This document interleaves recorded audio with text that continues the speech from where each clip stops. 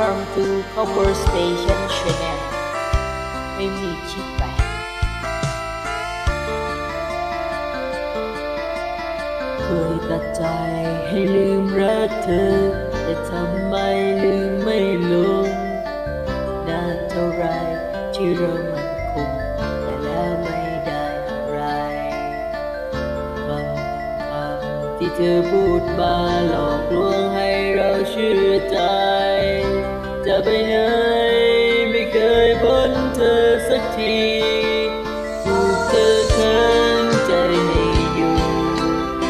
รักคำเดียวช้ำใจให้จบอยู่อย่างนี้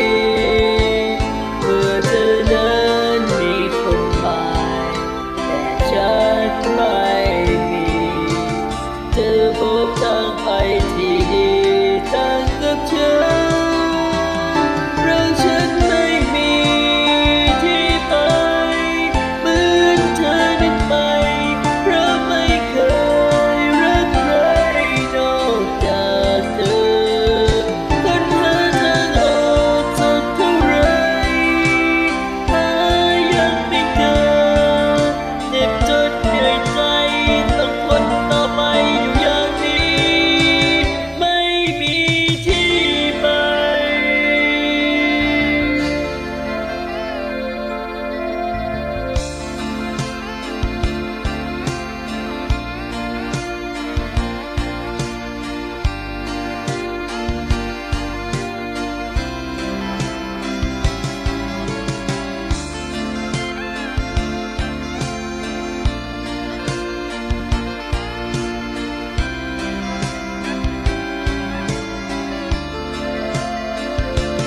ถูกเธอขังใจให้อยู่